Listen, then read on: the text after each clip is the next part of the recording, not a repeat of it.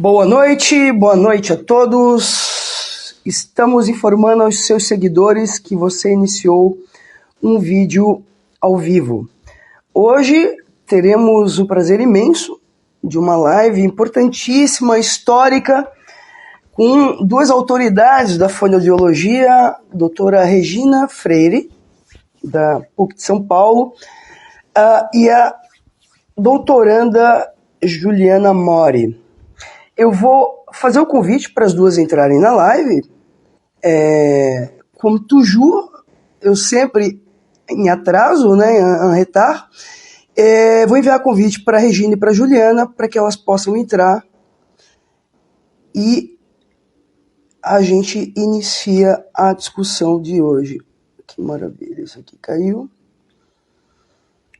Espera aí, Regina convidada. Agora eu vou convidar a Juliana Mori. Convidar. Ok, as duas foram convidadas. Quem vai entrar agora? A Juliana entrou. Tudo bem, amor? Tá aí. E agora eu vou reenviar o convite para a Regina. Amor, o convite está enviado, ela só precisa aceitar. Aceitou? Certo? Regina, você precisa aceitar o convite já foi feito, senão você tenta me enviar o convite. Ó, vou enviar o convite. O convite está enviado, não tem como reenviar novamente. Só se eu cancelar e enviar novamente o convite. Bem, é só aceitar o convite. Tu explicou para ela certinho, Juliana? Expliquei. Claro que sim. O que eu te sugeri, né? Então vamos lá. Pessoal, a doutora Regina... Ô, Bárbara, você que tá aí, manda uma mensagem pra Rei e pede pra ela aceitar o convite, porque se eu sair daqui, eu saio da live, não? Você sai da live, claro. Eu vejo vocês, mas não sei onde aceito. Ela me escreveu aqui agora. Certo, eu vou tentar reenviar o convite. Eu vou cancelar e vou reenviar. Regina, vamos lá. Como é que apareceu pra você, Juliana? Amor?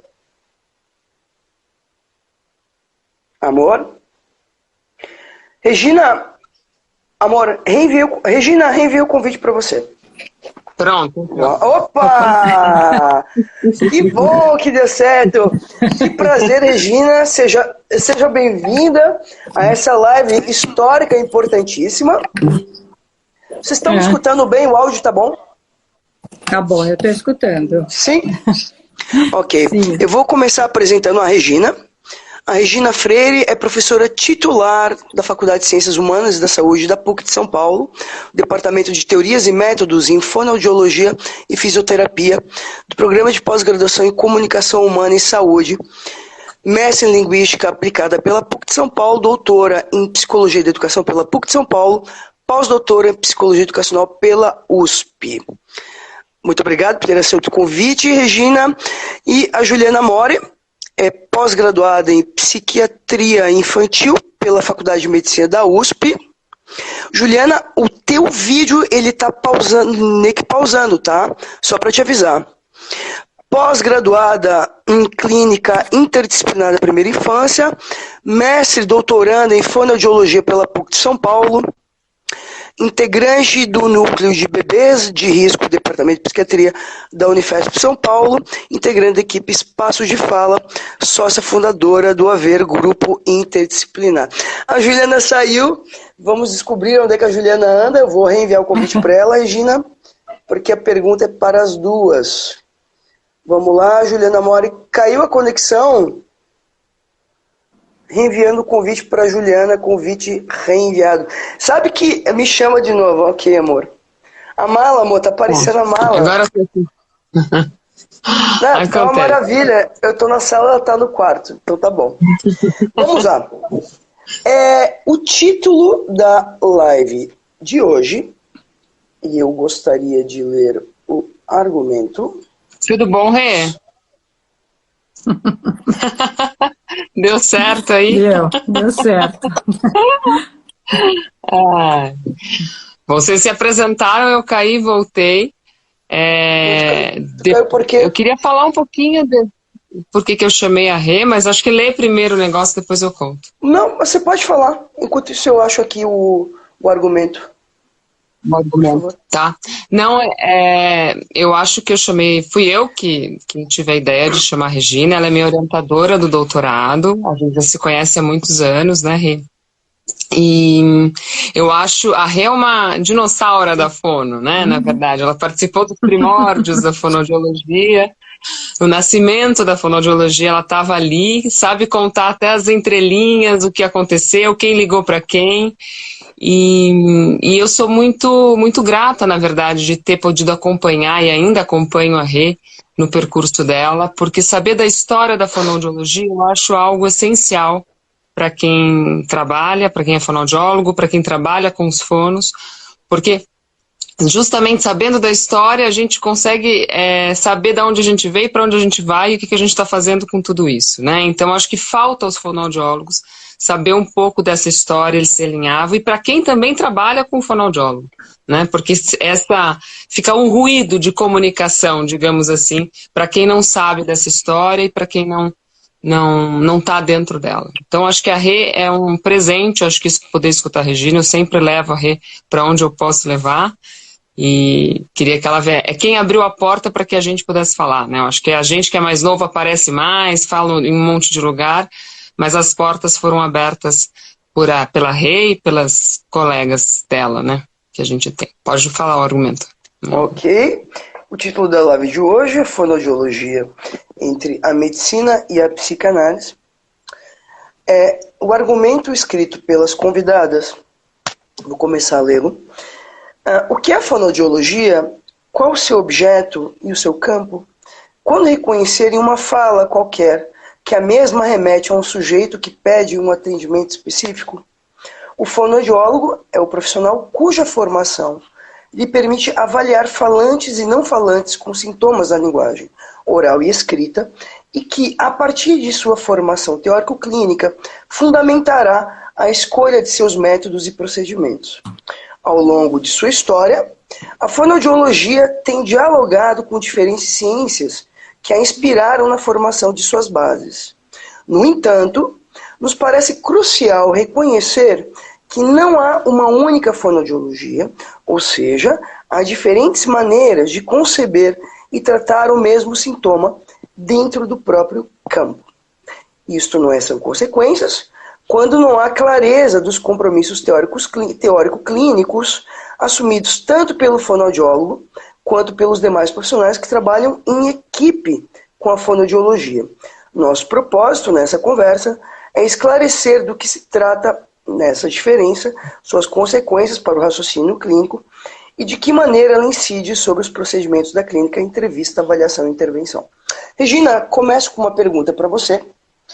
Eu queria retomar uma cena clássica, importantíssima, do filme L'Enfant Sauvage, do Truffaut, em que se passa quando o Victor de Aveyron, o menino selvagem, é encontrado nas florestas de Aveyron. Ele é levado para Paris, no Instituto de Surdos Mudos.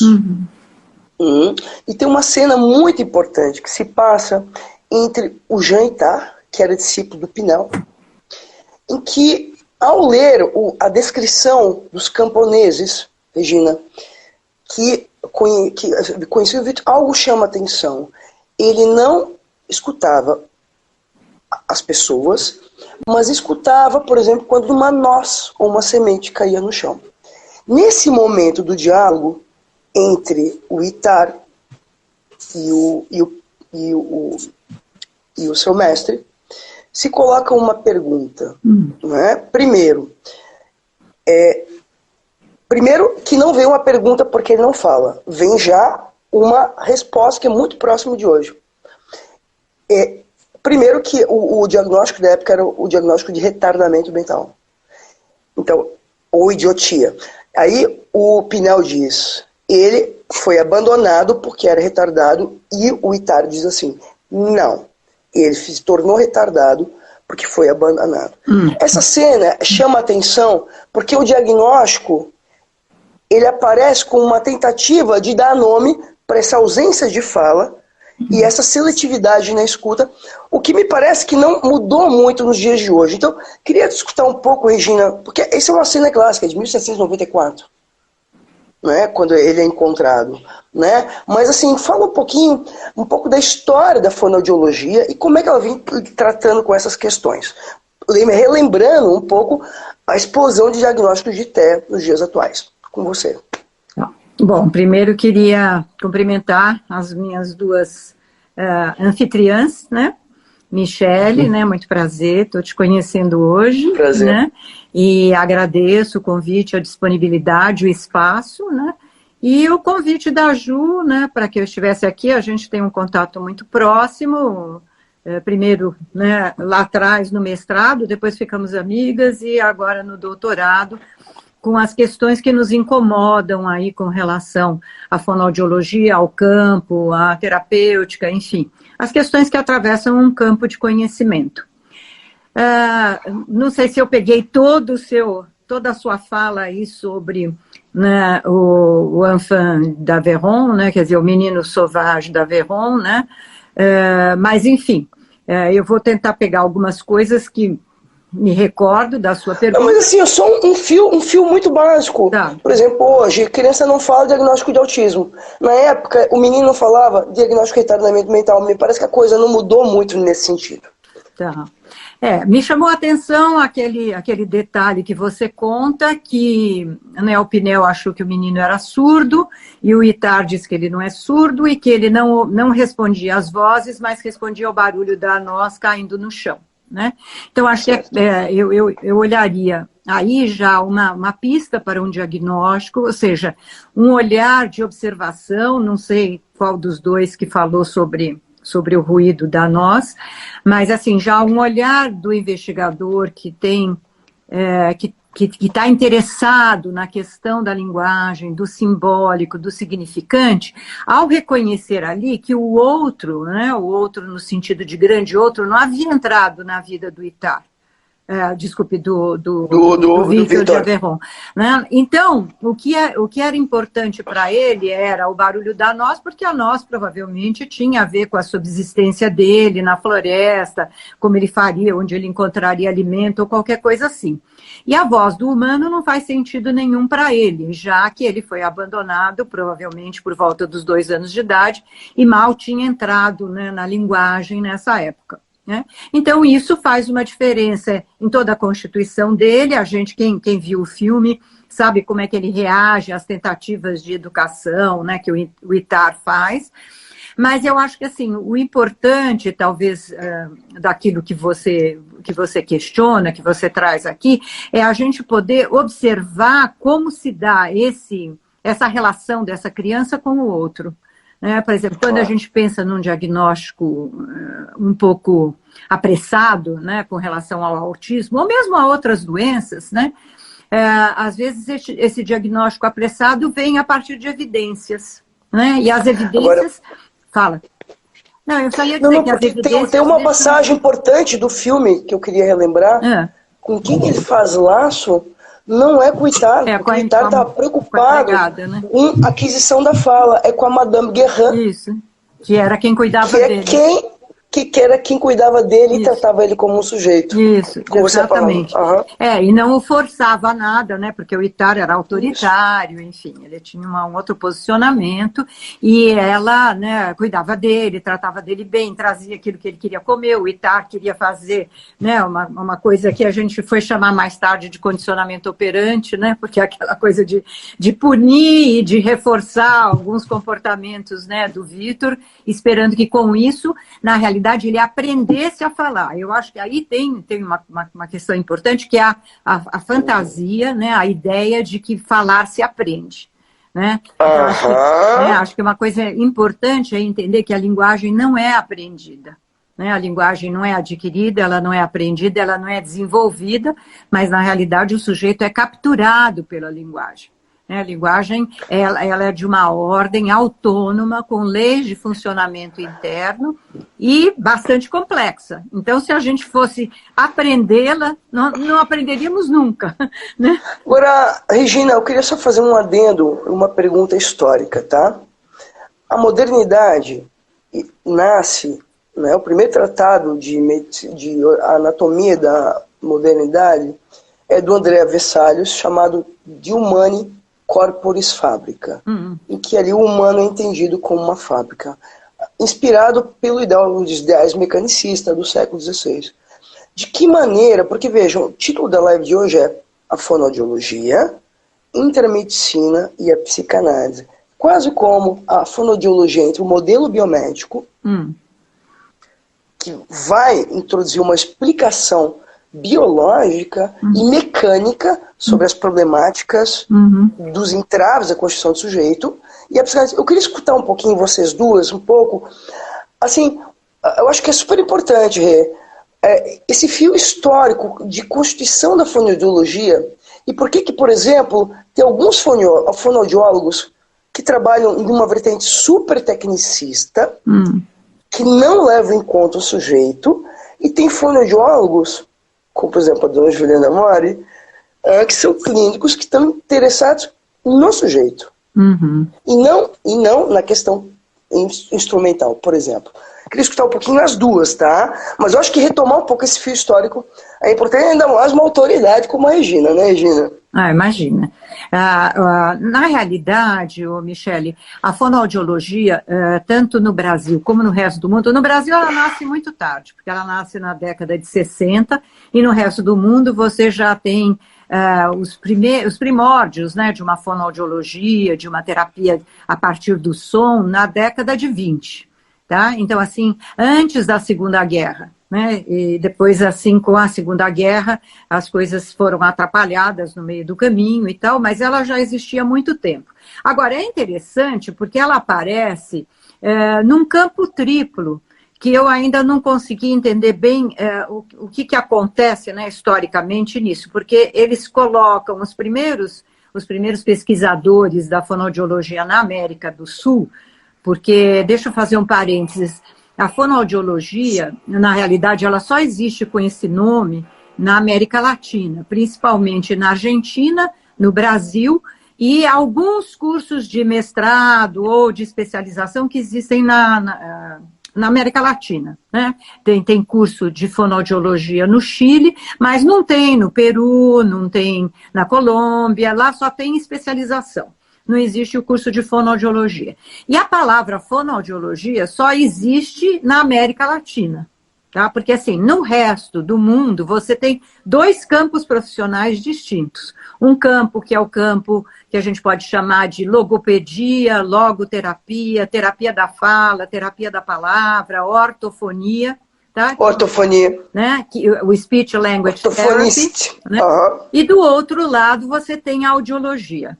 A audiologia, ela é mais antiga, porque ela, né, deriva da própria medicina, na busca que os primeiros médicos fizeram de entender o que acontecia com a audição. Então, as ciências da audição estavam em funcionamento há mais tempo, mas elas têm uma estreita ligação com uma forma de avaliar a audição. A questão era como que a gente avalia se a audição está boa ou está ruim. Então, num dado momento, o que a gente vê na história na América Latina, porque os argentinos foram precursores da fonoaudiologia no Brasil, é que eles juntavam três campos, articulavam três campos, que era a audiologia, a logopedia e a foniatria. É interessante porque para eles foniatria no início não era, porque hoje foniatra é o médico que estuda os problemas de fala, voz, linguagem, etc. Mas para eles parece que foniatria era alguma coisa entre a fonoaudiologia de hoje e entre a medicina daquela época. Né? Isso os anos 30, 40 lá na Argentina. Então você tinha já três vertentes, um embrião que mais tarde, então desaparece o nome foniatria e dá início ao nome fonoaudiologia, que é uma cisão entre a foniatria, vamos dizer assim, e a audiologia, né? Com o objetivo de reeducar. Tá? Então, assim, mas essa cisão se produz devido ao que, Regina? Não, eu não sei, porque historicamente não há nenhuma explicação para isso. Não, porque veja, porque aí tem duas coisas importantes, né? A foniatria fica ao encargo da medicina. Isso. E a fonoaudiologia como a formação, né, da área da saúde. E na realidade a foniatria ela não vive muito, né? Existem alguns poucos foniatras em São Paulo, no resto do Brasil, não sei te dizer quantos, mas é uma especialidade profissional médica que não tem muito desdobramento, tá? Ela, certo. Quer dizer, não impressiona muito, não levou muito as pessoas a se interessarem por esse segmento. Mas essa fonoaudiologia inicial, ela ou se imbrica, né, na questão da reeducação, então ela se liga numa atividade educacional, então ela nasce muitas vezes de professores que viam crianças que não aprendiam, ou que não falavam, ou que tinham questões outras, eram surdas ou paralíticas cerebrais, etc., e se dispõem a ajudá-las. Tá? Que é da ordem do ITAR, que é o pai da educação especial. Exatamente. Bem nessa mesma linhagem. A mesma linhagem. Mas há uma outra fonoaudiologia que se liga mais à medicina. Né? Se a gente pudesse dizer assim de uma forma simples, eu poderia colocar que a fonoaudiologia, de um lado, ela tem, sabe, como pai a medicina e do outro lado, como mãe, a pedagogia, né? Ou a educação especial, ou qualquer coisa dessa natureza. Claro. Então, eu acho que assim, o fonoaudiólogo ele não para pensar esse lugar de nascimento da fonoaudiologia. Primeiro, ele pega a fonoaudiologia como se fosse um todo, quando ela não é. São duas atividades profissionais totalmente independentes, porque no resto do mundo elas são independentes. Ou seja, o audiologista é um e o terapeuta da palavra, da linguagem, ou enfim, o speech language therapist é outro. Tá? Eu ainda hoje, até hoje, acho que a junção das duas atividades profissionais, porque só existe aqui, né, na América Latina, que isso tem acontecido por uma razão muito mais de ter mais aluno, mais gente para fazer uma atividade profissional, porque era alguma coisa bastante desconhecida, porque não aconteceu no resto do mundo. E no resto do mundo é muito interessante, porque mesmo em Paris, onde a gente tem, né, uma psicanálise ali, né, muito viva, muito forte, você tem uma fonoaudiologia extremamente tecnicista. Tá? Quer dizer, uma logopedia, né? Uma logopedia. A mesma coisa em Portugal, a mesma coisa em Bruxelas. Então, mesmo que você tenha em outros lugares um desenvolvimento maior, né, e uma divulgação maior da psicanálise, ela não impressionou esses campos. Ela não impressionou esses cursos nesses países europeus. Agora, eu acho que também tem um ponto importante, eu acho que queria discutir um pouco nesse sentido, que dependendo do país ou do zeitgeist, do espírito da época, do local, do tipo de laço colocado, por exemplo, a psicanálise dos Estados Unidos foi utilizada tendo um objetivo extremamente funcionalista. Percebe? Né? Como é que isso, dentro da fonoaudiologia, por exemplo, né, o modo como ela se coloca em cada país, porque também ela é colocada a serviço de uma certa lógica de interesses, né, que se colocam naquele momento das necessidades colocadas em relação ao campo. Eu acho que assim, de um lado a gente pode identificar que a medicina, né, ao realizar a sua atividade terapêutica, ela vai até um certo ponto e depois ela não tem como atuar junto a pacientes afásicos, paralíticos cerebrais, com fissura palatina, enfim, né, aquilo que é da ordem do funcional ou da ordem do orgânico. Né, a medicina chega até um certo ponto, não sendo medicamentoso, cirúrgico ou mecânico, ele não tem o que fazer. Perfeito. Então abre um espaço que fica assim, um espaço vazio e precisa que alguém entre nesse espaço, né? Faça, vamos dizer, dê o seu primeiro passo. Eu acho que no caso da fonoaudiologia no Brasil, talvez essa ligação maior à medicina tenha vindo exatamente da contraparte, da audiologia. Porque a audiologia exigiu que nos cursos de fono você tivesse anatomia e fisiologia dos órgãos da audição, dos órgãos da fala, que você tivesse, enfim, cursos mais específicos, né, trabalhos mais específicos, aulas dadas por médicos. Nós tínhamos muito mais médicos lá atrás, quando eu fiz o meu curso, do que hoje em dia. Então, você fazia anatomia patológica, você fazia dissecação, então você tinha uma proximidade grande dos cursos de medicina. E eu acho que essa proximidade grande na formação acabou fazendo com que o fonoaudiólogo fizesse a sua clínica um arremedo de uma clínica médica, né? Ele se vestia de branco, né? Usa o jaleco, faz entrevista, né? E a sua entrevista é uma anamnese. A sua anamnese pergunta dados que o médico pergunta, como foi o parto, a gravidez, o nascimento. Então, acho que o fonoaudiólogo replica procedimentos médicos, tá, durante muitos anos. É praticamente no final da década de 90 que a gente começa a parar e pensar que aquilo não faz o menor sentido. Mas isso é muito recente. É muito recente. Década de 90 é agora, é muito recente. E acontece até hoje, na verdade, né? Eu acho que as grandes cabeças pensantes param e começam a pensar. Agora, em termos de prática, o que a gente vê é que isso acontece até hoje. Tá, mas o que vocês acham que fez na década de 90 pararem e repensarem o campo? O que aconteceu aí nesse momento? Olha, a gente, um pouco antes disso, né?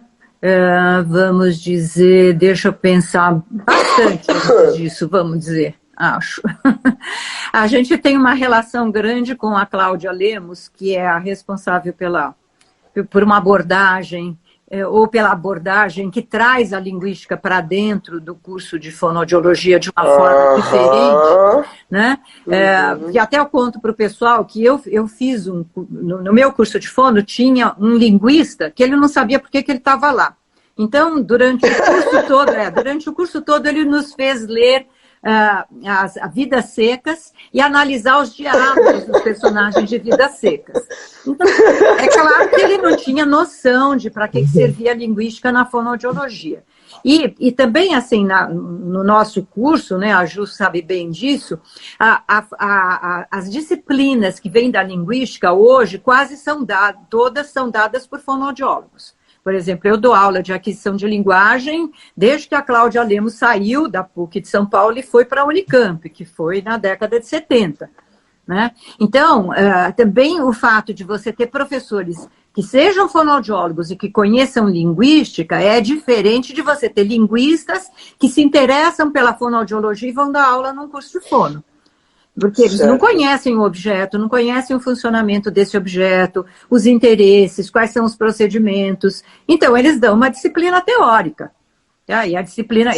como eu tive, por exemplo, no meu mestrado, que foi em linguística, eu tinha Chomsky.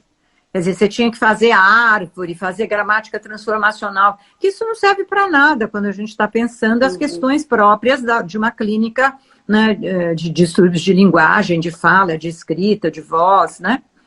Renata, Regina, desculpa. Você está na história da fonoaudiologia, né? Avaliando as transformações curriculares que aconteceram, como é que você avalia a formação do fonoaudiólogo hoje? Né? Levando-se em conta o que na prática acaba acontecendo, né? Que é essa pegada tecnicista, enfim. Queria escutar um pouco sobre isso. A Juliana também, claro. Não, deixa eu fazer um adendo importante. Eu acho que para quem conhece, né, um tanto da história da fonoaudiologia, acompanha tudo, é mais fácil ter essa linha do tempo. Agora, não sei se todo mundo que está ouvindo aqui é fono ou tem tanta clareza de como é esse percurso da fono, né? O que eu acho, qual é a problemática da fonoaudiologia em termos de formação? E que também é algo que me inquieta muito, porque eu estou na clínica e estou com outros profissionais de saúde que me convocam enquanto fonoaudiólogo a partir de um determinado imaginário do que é que o fonoaudiólogo faz, e que aí que eu acho que é importante esclarecer esse imbróglio que existe até hoje, né? Eu acho que quando a Rê vai contando deste percurso, o que decantou, o que se precipitou desse percurso foi uma bagunça que hoje a gente vê nos fonoaudiólogos e nas equipes que trabalham com os fonoaudiólogos, né? Então, a fonoaudiologia, como a Rê disse, nasce lá da educação, da psicologia e da medicina, e eu achei bonito, a hora que nunca tinha me dado conta, Rê, que é uma verdade. Eu sou mestre em fonoaudiologia e vou ser doutora em fonoaudiologia. Você é mestre em linguística e doutora na psicologia, né? É engraçado, porque a própria formação diz dos laços, né? Porque vocês que estavam lá não tinham a quem se remeter, então vocês faziam uma formação num outro campo. Isso. Né? Eu não faço formação na fonoaudiologia, hoje em dia. Agora, alguns fazem fora, né? Mas eu, por exemplo, faço na fono. E aí a fono vai fazendo diálogos ali, nasce da medicina, da educação, da psicologia, num determinado momento encontra na linguística, não à toa, porque no campo de aquisição de linguagem vai fazendo um diálogo com a linguística, e num determinado momento também se encontra com a psicanálise. Né? E que aí que nós estamos por aí nessa tessitura do que é o campo da fono. Só que o que acontece, que eu acho que é a problemática do fonoaudiólogo, do campo, que eu acho que é isso que me interessa a gente conversar sobre isso hoje. Virou uma colcha de retalhos, né? Virou uma grande colcha de retalhos, onde pega um pouquinho daqui, pega um pouquinho dali, pega um pouquinho lá, e aonde não tem o que fazer, a gente volta lá para a medicina e vai replicando procedimentos que são de outrem, não são próprios do campo da fonoaudiologia, né? E isso dá uma bagunça onde... Dá um exemplo, amor, dá um exemplo. Dá um exemplo. É isso que eu ia dar um exemplo. Um exemplo tanto de fonoaudiólogos como em equipes, né? De profissionais. Por exemplo, eu trabalho em equipes profissionais com psicanalistas, com várias pessoas. Então a gente discute o caso, eu estou lá discutindo o caso, por que ele não fala? Não, eu acho que é isso, eu acho que é aquilo, eu acho que é aquilo. Aí termina a discussão, fala assim, Ju, mas você já reparou? Será que ele não tem nada na língua? Que ele não assopra direito? Você não quer dar uma olhada para mim? Eu olho para aquela situação e digo, meu Deus, onde é que eu me perdi, assim, sabe? E qual é a sensação que eu tenho? Não é que eu me perdi na discussão. A fono não tem um terreno que sustenta a minha palavra. Então, quando eu chamo a Rê, é lógico que é só um detalhe, é um evento hoje, né? Mas, assim, quando eu chamo a Rê, para dizer assim... É um evento histórico, por favor, né? É um evento histórico, né? Não, faz parte da história, né? É um momento para colocar isso em questão, porque assim, isso vai sendo propagado, né? Então chamam o fonoaudiólogo para quê? Eu tenho um determinado posicionamento na fonoaudiologia que quem me escuta um pouco sabe daquilo que eu falo, eu não vou adentrar nisso hoje, né? Mas eu tento sempre buscar uma coerência teórico-clínica para aquilo que eu estou fazendo ali. E isso para mim é muito caro. E é por isso que eu estou no doutorado e é por isso que eu falo tanto em vários lugares, porque eu acho que isso para mim é importante. Mas, Juliana, amor, tá. Mas tu toca num ponto importantíssimo. Primeiro, existe aí, quando diz virou uma concha de retalhos, quando vira uma concha de retalhos, vira uma concha de diversas concepções do que é um sujeito. Primeira questão, tá? Você tem uma trajetória dentro da psicanálise. Isso não há discussão, Juliana, tá? A Regina também tem, não só na psicanálise, como na linguística, etc. Né? A partir do que você está falando, enfim. Né? Tanto que tem lá pós-doc, né? Pela USP, na psico. Agora, eu queria escutar um pouquinho vocês, né? Que concepções de sujeitos são essas que habitam a fonoaudiologia? Né? Porque isso também não é né? Por exemplo... Porque isso não é exclusivo da fonoaudiologia. Por exemplo, dentro da psicologia também tem essa mesma lógica. Né? Por exemplo, psicólogo não consegue atender um paciente com suas técnicas, tem que indicar psiquiatra, porque trabalha com a psicologia cognitivo-comportamental, aplicando técnica. Quer dizer, o profissional ali, ele vira um técnico.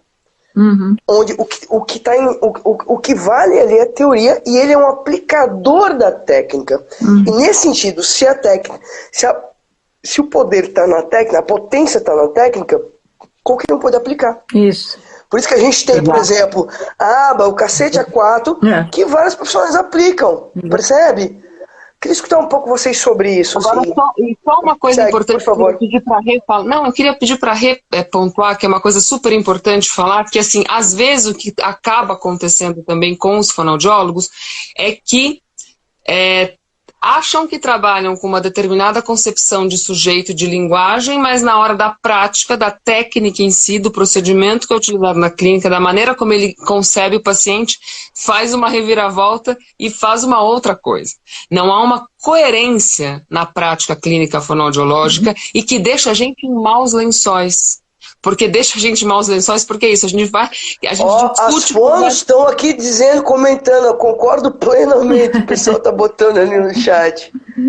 deixam a gente em maus lençóis nas equipes interdisciplinares. Se a Vera, minha coordenadora, estiver aqui, se não tiver, depois ela vai ver, e ela nos convidou também por conta dessa live para falar lá na Unifesp, que eu tô há anos com ela conversando e ela fala assim para mim, então, mas dá fono mesmo, me fala um pouco mais assim, dá fono, o que a fono faz? E eu tô trabalhando com ela há anos a fio. E não é que a fono faz, eu faço isso mesmo, que eu tô fazendo todo dia aqui, mas parece que não é fono, né? Parece que é outra coisa.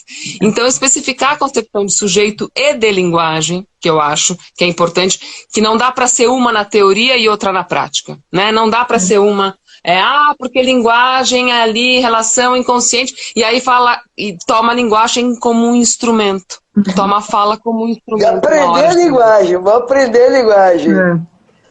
Então, às vezes fala. Deixa eu voltar a pergunta para Regina.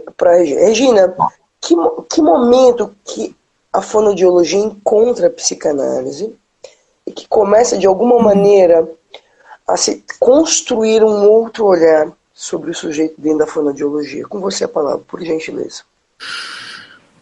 Bom, eu acho que assim também é muita pretensão a gente achar que já constituiu uma outra forma de olhar o sujeito, porque, como disse a Ju, eu acho que isso acontece em pouquíssimos lugares e muitas vezes as pessoas usam um discurso e quando elas vão te contar como é que elas atendem o paciente, você vê que não tem nada a ver com aquilo que elas pressupõem, teoricamente, que seja a abordagem mais adequada. Enfim. Então, pela própria evolução histórica, né, porque não é uma história só da fonoaudiologia, também é da psicologia, e você marcou bem, né, na sua fala, a primeira concepção de sujeito que vai aparecer é do sujeito da epistemologia genética, é o sujeito da cognição, é o sujeito piagetiano, é o sujeito vigotskiano, né? Então é um sujeito centrado, é um sujeito dono de si, é o sujeito que sabe, que se conhece, né? Então, enfim, todo mundo sabe aí o que a epistemologia genética fez, que ajudou muito e até hoje ajuda, ela é muito importante, mas do ponto de vista da questão da linguagem, ela colocou na frente, né, a cognição para depois isso ser revivido, retomado, reatualizado, ressignificado a partir da entrada do sujeito no simbólico. Né? Então, aqui tem uma marca importante. Quando a psicanálise... Mas veja, mas também preciso marcar que tem uma leitura equivocada da própria epistemologia genética do Piaget. Que, para quem não sabe, Piaget trabalhava no Instituto Jean-Jacques Rousseau com Binet e Simon, e ele é o primeiro a dizer assim, cacete, meu, eu não vou aplicar teste porra nenhuma, e ele começa a interrogar clinicamente as crianças, se dando conta de que cada criança tinha um raciocínio lógico diferente, percebe? Ele faz um corte, mas é interessante que quando isso é levado para a educação, isso vira teorias de moda. Vira uma técnica, e a técnica que sobrepõe. Claro, perfeito, porque depois vem Vygotsky, porque né, vive de moda. Primeiro era comportamental, depois era Piaget, depois é Vygotsky, bom, modismos... na educação. Vamos lá. De todo jeito, né, ressalvas feitas aí as suas colocações ao Piaget, a gente tem que lembrar que quando o Piaget, né, para nós, sempre o mais importante foi o período sensório-motor. Então, quando você olha o Piaget ali, descrevendo o período sensório-motor, você vê que ele olha para a criança como se ele fosse um observador externo. Né? Então, ele conta que ele coloca lá, pendura o chocalho, porque são os seus 3 filhos, né? Ele observa os 3 filhos. Enfim, que faz uma série de operações ali, né? Sim. Só que ele esquece que ao fazer isso ele falava com os filhos. Né? Então, por isso que a questão da linguagem fica de fora. Primeiro, porque ele esquece, entre aspas, e segundo, porque nesse momento é entendida a linguagem só aquela que vem da criança, e não a que vem do outro. Né? Como se o outro, a criança, né, existisse independente do outro. Quer dizer, o outro fosse Sim, só um agora só um cuidador, adendo. né? O meu elogio a Piaget foi muito mais na ruptura, na questão dos testes, do que necessariamente da teoria em si. Vai, Juliana, você está querendo falar. Não, eu quero ouvir a Rê. Vai, Rê. Vai, Rê. Porque é muito importante isso que ela está falando, eu acho muito. Sim, sim. Então, isso só para dizer que, na realidade, é esse sujeito que tem que ser abandonado. Né? Então, o que a gente tem nesse momento? Na medicina não tem sujeito. Na linguística, porque se a gente pensar que são as disciplinas básicas que nos ajudaram a pensar sobre a fonoaudiologia, na medicina não tem sujeito, só tem um corpo orgânico, né? Eu sempre digo para os meus alunos que quando você vai estudar anatomia, você tem um atlas de anatomia que não é nem o João, nem o Pedro, nem o Joaquim, é um corpo virtual. Né? Aí, até muito pouco tempo nem existia corpo feminino no livro de anatomia. Né? Então era só o corpo masculino. Então, quer dizer, aquilo é uma lógica tirada, né, depurada do dia a dia dos corpos e ali se transforma naquela coisa ali. Tá? Então não tem sujeito na medicina, só tem corpo orgânico. E na psicologia tem um sujeito que é independente do outro, porque ele é visto como esse que tem, né, cabelinho até o pé. Então, né, o Piaget vai dizer, o bebê, quando nasce, nasce apenas com atos reflexos. É a única coisa que ele traz ao mundo. Né? Aí eu coloco lá o chocalho e o bebê que não tem saber nenhum, chacoalha a mãozinha, e de repente bate no chocalho. Aí bate no chocalho, o chocalho se mexe, isso faz um efeito, gera um efeito sobre ele e ele se transforma. Ora, para que o bebê pudesse, de não sujeito, ver o chocalho, ele já teria que ser sujeito. Né? Então, aqui tem um furo, porque assim, se ele não é sujeito, vê o chocalho ou não vê o chocalho, não acontece nada. Se ele vê o chocalho e aquilo vem como uma ação, né, que leva a um efeito para ele, é porque ele já tinha capacidade de ver. Então, aquilo que você quer mostrar como uma construção passa a ser um inatismo. Quer dizer, o sujeito já traz a possibilidade de ver, de identificar e etc. Mas aí você me disse, como é que a psicanálise entra? Eu não sei se eu posso te precisar isso, em que momento exato. Não, mas vai falando. Em que momento exato. Mas como a nossa... Até porque na história não tem um marco, né? Essa própria concepção de história é uma determinada concepção de história que vai nessa mesma lógica, né? Como se tivesse uma data, né? Não é possível, né? A gente nem sabia o que já estava sendo gestado por trás, né? Claro. Eu digo para as minhas alunas que, como eu acompanhei o percurso da Cláudia Lemos, em 82 ela fazia uma proposta de aquisição de linguagem que era muito próxima à psicologia. Regina, só uma coisa, apresenta para as pessoas que estão assistindo quem foi Cláudia Lemos, acho que é importante. Então, a Cláudia Lemos é uma linguista, hoje a Cláudia deve ter o quê? Uns 85 anos por aí, e a Cláudia, ela estava lá na USP, ela se formou na USP, e ela foi assistir um curso de especialização na USP, e começou a discutir a linguística sociriana, um texto que eles estavam lendo, e nesse momento, a pessoa que estava dando o curso, que é o Isidoro Blickenstein, ele dava aula no curso de fono da PUC, tá? Foi a pessoa que deu aula depois desse professor que eu disse para você. Que ano que nascem os cursos de fono na USP e na PUC? Então, na PUC ele nasce em 61. Na USP, oficialmente, ele nasce em 59, embora todo mundo diga que é 60, mas... É quase junto com a psicologia, Regina. Né? Pois é. Impressionante. Então, aí o que acontece? Aí a Cláudia está assistindo esse curso, ela faz essa discussão com o Isidoro, e o Isidoro, que estava dando aula lá no nosso curso e que não entendia nada de fonoaudiologia, fala assim, por que você não vai dar aula lá no meu lugar, no curso de fono da PUC? Então, ela vem para a PUC, tá?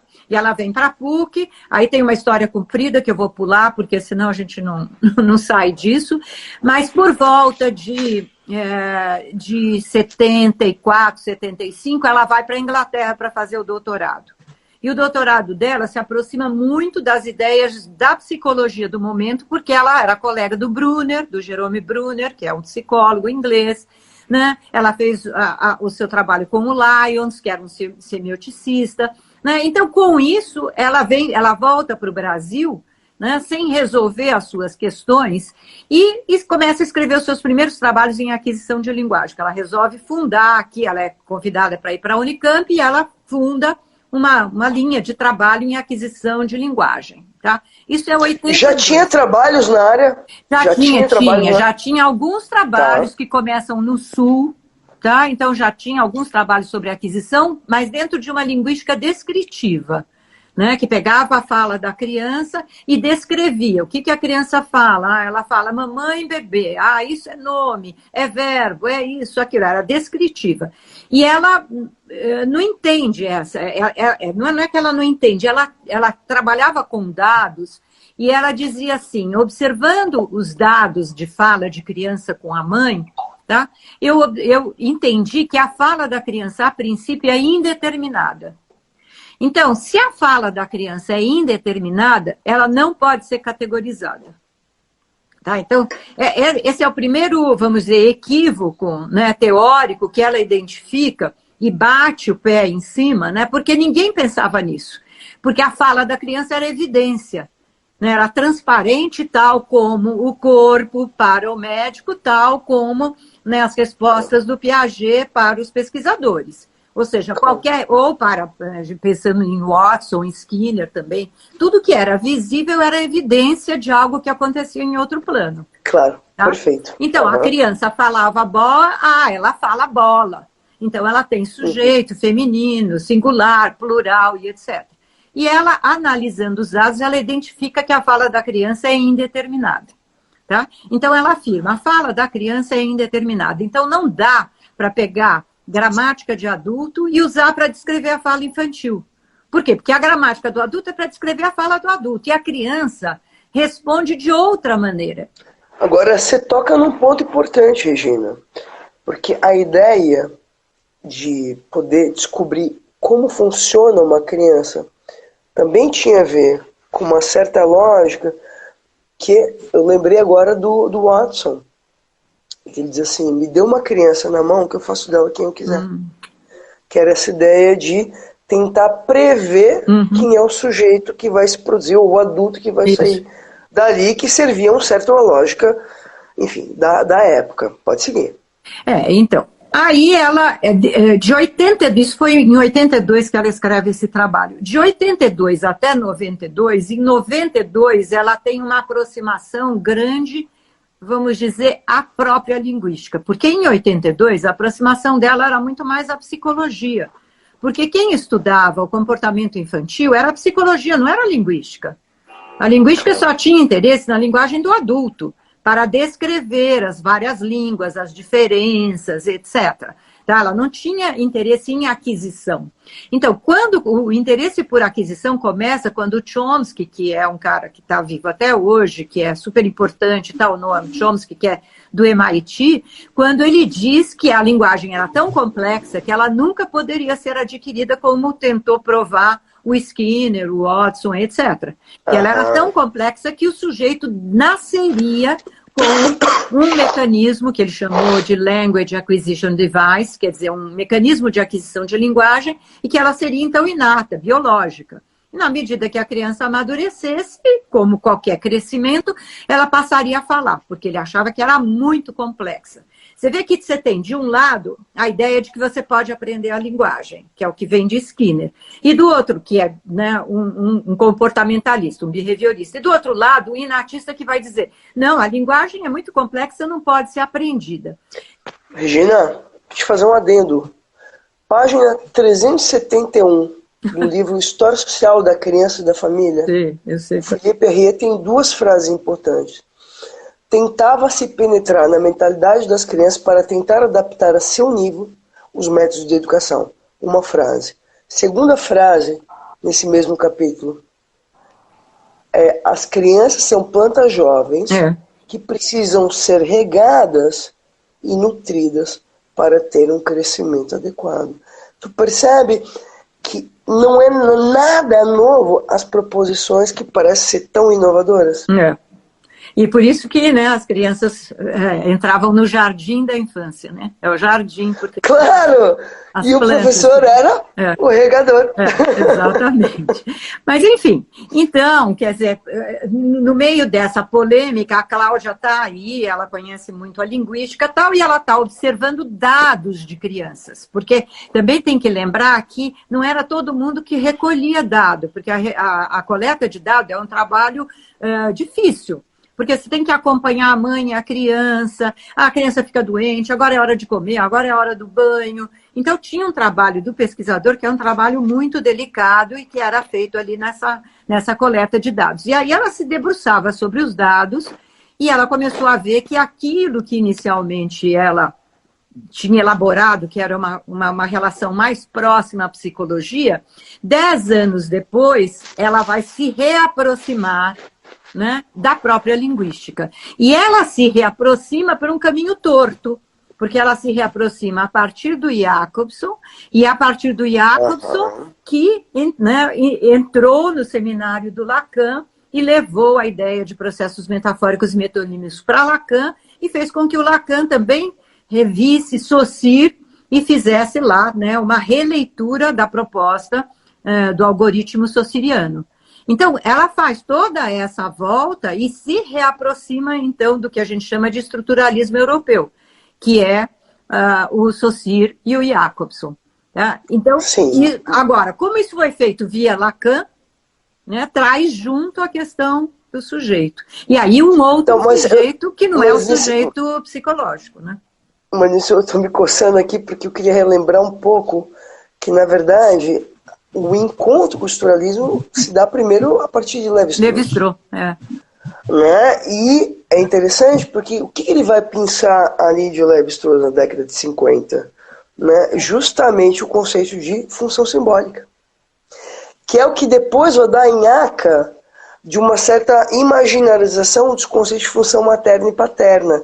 Como se... Porque, na verdade, quando ele retoma Lévi-Strauss, ele vai falar da função como um lugar vazio inscrito no discurso. Certo? E o que vai para a psicologia? O imaginário em torno do personagem. Queria discutir um pouco assim... porque, veja, é muito importante isso que você está trazendo. Primeiro que acho que tem muita gente que estuda psicanálise que não tem o alcance, né, dessa, enfim, dessa constituição histórica, quer dizer, como é que Lacan revisita Freud a partir de outros instrumentos, né, e de que modo isso se coloca na fonoaudiologia. Vai lá, Regina. Então, aí pegando o seu gancho, quer dizer, entre o trabalho do Lévi-Strauss e o trabalho do Jacobson decorre muito pouco tempo, porque eu não me lembro exatamente a data do seminário, mas ou foi 54 ou 55 que o Jacobson vai falar no seminário, e o Lacan fica muito entusiasmado e faz aquela releitura do processo de condensação e deslocamento como processos metafóricos e metonímicos, tanto no sonho quanto, né, na própria análise, quando o sujeito, enfim, falava ali sobre suas questões. Mas aí ela se aproxima, ainda inicialmente de uma forma mais tímida, né, dando maior destaque para os processos metafóricos e metonímicos, fala um pouco de alienação e separação, então começa a entrar dentro da proposta de aquisição de linguagem algumas questões que vêm da sua concepção de sujeito, ou seja, da concepção de sujeito que vem da psicanálise. Por quê? Porque a linguística não tem sujeito. E ela não teve a questão da medicina no meio, porque ela é linguista. Então, a relação dela era com a linguística e com a psicologia. Então, assim, na hora que ela volta para a linguística estruturalista, da onde que vai poder sair essa concepção de sujeito? Do único campo que realmente se dispõe a trabalhar a concepção de sujeito, que é a psicanálise lacaniana. E também porque Lacan, né, tem o seu aforismo de que a linguagem, o inconsciente, é estruturado como uma linguagem. Então, isso dava uma liga, né, entre todas as questões que estavam aparecendo, lembrando que essas questões são enigmas, que devem ser decifrados, que são interpretados, que precisam de uma escuta, que a fala do outro é imprevisível. Então, aí você tem conceitos, né, da psicanálise que ajudam a gente a entender por que a aquisição de linguagem se dá por esses caminhos, né? Certo. Então, uma pergunta agora para as duas, e é uma pergunta clínica. Veja, esse encontro da fonoaudiologia com a psicanálise necessariamente implica de que...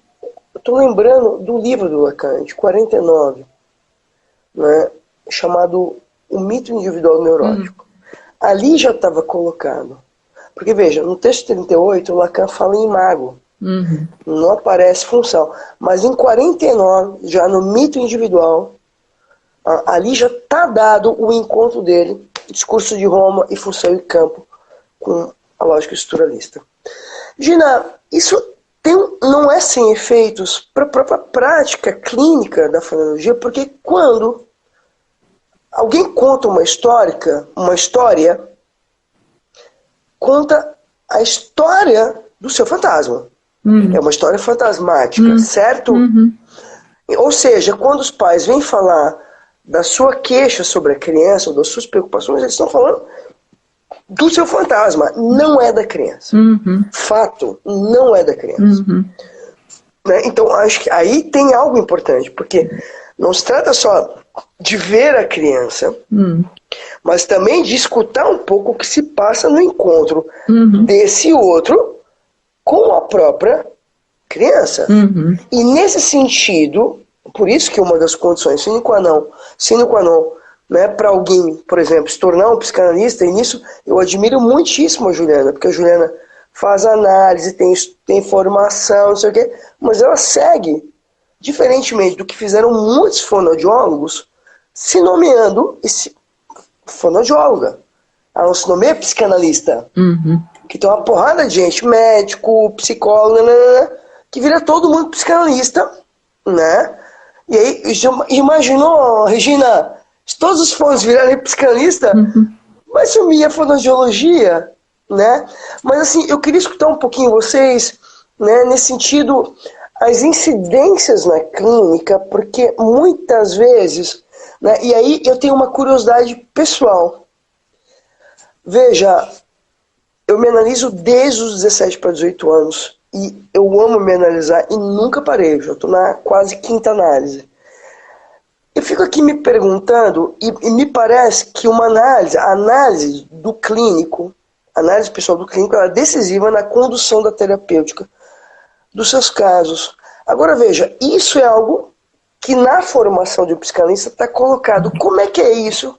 E como é que a fantasmática do clínico aparece na condição das terapêuticas dentro da própria fonoaudiologia? Não aparece. Se eu cortar a Michele Câmeras, não aparece nada, né? Então, assim, eu na verdade, você sabe disso tanto, porque você me acompanha um pouco também. Que bom que você perguntou, porque daí a gente pode falar disso para todo mundo. A gente não acompanha. Eu acho que a grande questão da fonoaudiologia é de que maneira que toda essa história que a Rê foi contando aparece justamente na clínica, né? Aparece na clínica tanto na formação do fonoaudiólogo como em quem busca ele.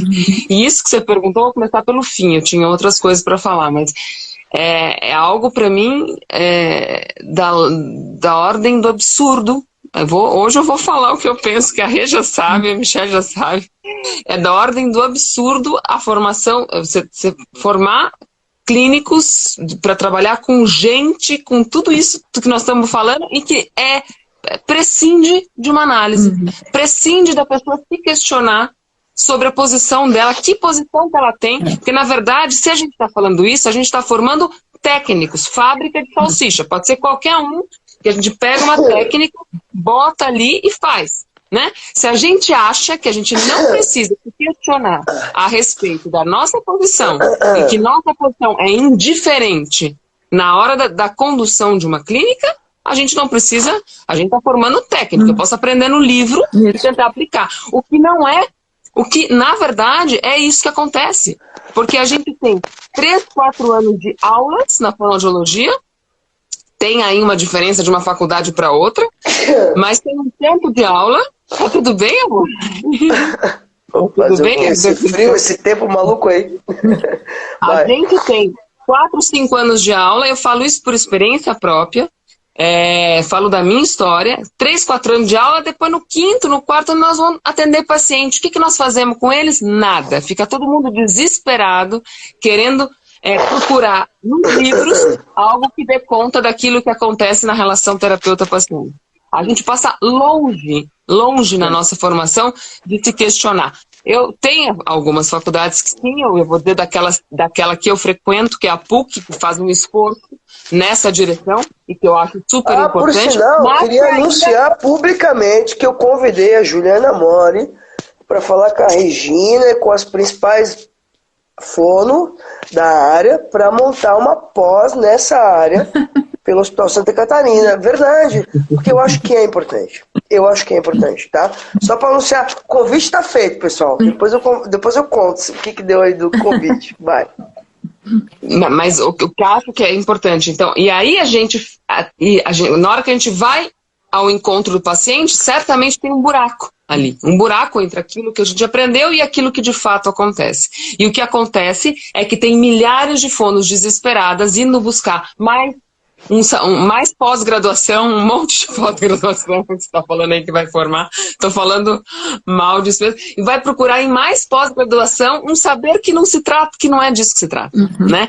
E o que eu acho que acontece com isso que você tocou, eu não consigo não te chamar de amor, né? Porque estamos conversando, mas isso que você tocou para mim é o ponto crucial, porque isso passa longe. Fonoaudiologia é um campo da clínica, e é um campo da clínica que não forma clínicos, forma pessoas que sabem sobre aquisição de linguagem, que sabem sobre audiologia, que sabem sobre um monte de coisa. E aí a gente não faz nada com isso, porque não é disso que se trata a relação clínico-terapêutica. Bom, e aí quando a gente não tem formação de clínicos, a gente tem um campo que se esvai. Por isso que quando os fonoaudiólogos vão estudar psicanálise, que é um campo constituído, vão embora. Vão pra lá. Tá muito mais tranquilo, tenho muito mais chão para lugar. Né? Quando eu vou, e tem muitos que param, por exemplo, e vão fazer medicina, ou vão para audiologia, porque o campo é mais firme. O campo da fono é um campo que ainda ele da movediço. Movediço. A gente não tem muito aonde se fincar. E aí a gente vai para um campo que nos acolha e que nos dê algum tipo de formação. Não fiz isso, como você disse, não vou fazer porque meu interesse é trabalhar. Não fez o quê? De virar psicanalista ou ir para algum outro lugar. Porque eu me preocupo com a formação do fonoaudiólogo, tá? E eu ia falar de uma outra coisa antes, que eu só queria puxar... Segue. Não, eu queria falar uma outra coisa que eu acho importante, porque a Rê vai contando toda uma história. Que história linda, Rê, que alguém falou aí, que história linda de que maneira que a psicanálise entra na fono, né? Você vai fazendo isso. Olha por onde ela vai, que caminho que ela fez. Ela não acabou, né? Eu cortei antes. Não, cortou. Mas peraí, vai fazendo... E aí, como é que isso aparece? A gente não tem a formação do clínico, como é que isso aparece na fonoaudiologia? Considerar a subjetividade do paciente. Então, assim, a leitura vamos considerar a subjetividade do paciente. Se o paciente está... se ele é mais sensível, menos sensível, se é um paciente... não, eu considero o jeito que ele tá, a maneira como ele tá. Ou seja, nada disso que você contou, Regina, chega nos fonoaudiólogos. E eu acho isso... por isso que a minha vontade de te fazer falar sobre a história da fono, você tem muito mais peso para falar, porque essa história, o que é isso da leitura da psicanálise que chega na fono e que tem implicações clínicas importantíssimas que dizem respeito ao lugar do terapeuta, a relação terapeuta-paciente, o lugar do sintoma e a condução do tratamento, não é outra coisa. Não é considerar a subjetividade, não é nada. É eu tomar a linguagem não como um instrumento, porque não adianta eu trabalhar com psicanálise e falar que eu estou falando de um instrumento, que a fala é instrumento, que é uma coisa instrumental. Não é. Mas, Juliana, e fora a transformação disso em papo de comadre. Porque o que acontece na psicologia e na fonoaudiologia, como em outras áreas, eu sei porque nos cursos que eu coordeno e nas pós que eu dou aula, tem pessoal de várias áreas. Ou se identificam com os pais, ou se identificam com a criança. Percebe? Sim. E aí vira quase papo de comadre, né? Eu me identifico com um amigo ou com outro. Pô, que isso? Né? Mas é disso que se trata. É um jogo, a clínica fonoaudiológica que não faz esse percurso da formação de um clínico, os fonoaudiólogos que não fazem isso, É disso que se trata, é o tempo todo. Não se pensa em questões que é o cerne da clínica. Assim, o que de fato é a clínica, isso fica de fora para o fonoaudiólogo. Isso, Mas, Regina, volta um pouquinho ali o encontro da fonologia com a psicanálise, por favor. Eu queria reforçar tudo isso que a Ju falou, porque hoje eu vejo que os alunos que depois se transformam em bons profissionais, em bons clínicos, são aqueles que pelo menos fazem análise. Né? E ao começar a fazer análise, depois ao longo do tempo você se interessa e começa a fazer um curso aqui, outro ali, pertencer ao fórum, enfim, a uma sociedade, e a estudar, porque a psicanálise é importante. Você não precisa estudar psicanálise para saber psicanálise. Você precisa estudar psicanálise para saber como conversar com ela, para, né, voltar para o seu campo e entender as questões que acontecem dentro do seu campo. Porque eu acho que esse risco de você se transformar em psicanalista é você ir lá, se apaixonar pela psicanálise, se esquecer da fonoaudiologia e esquecer do seu compromisso, que é com a fala do paciente, né? Não é o compromisso com o psiquismo, com as outras questões. Então, acho isso aí importante. Mas o que a gente não pode deixar de lado e que também é falho na formação é a relação com a linguística. Porque o fonoaudiólogo, ele olha os dados da criança, e quando a criança não tem aquilo que se chama de troca de fonema, que é a coisa mais banal, vamos dizer, é o feijão com arroz da clínica, quando ele vai para outros casos, ele não sabe ler aqueles dados linguísticos, entendeu? Ele não sabe que ali tem um enigma e que a língua tem uma autonomia, ou seja, ela responde a... Dá um exemplo, Rê. Você tem, por exemplo, se você pega uma fala diafásico, que é uma fala toda quebrada, é uma fala que aparentemente é desorganizada, e muitas vezes os outros dizem, ele não fala nada, ele não diz coisa com coisa, isso não é verdadeiro, porque o sistema linguístico, ele é um sistema autônomo, então você não tem como quebrar ele. Entendeu? Ele pode estar funcionando com um privilégio mais de um eixo, por exemplo, mais do eixo metafórico do que do eixo metonímico, que é o que acontece nas demências, que é o que acontece em mal de Alzheimer, que é o que acontece nas afasias. Tá? Você vê esse desequilíbrio, mas responde a leis internas. Não tem nada de externo. Ele está falando uma outra língua, ele está falando uma coisa que não existe.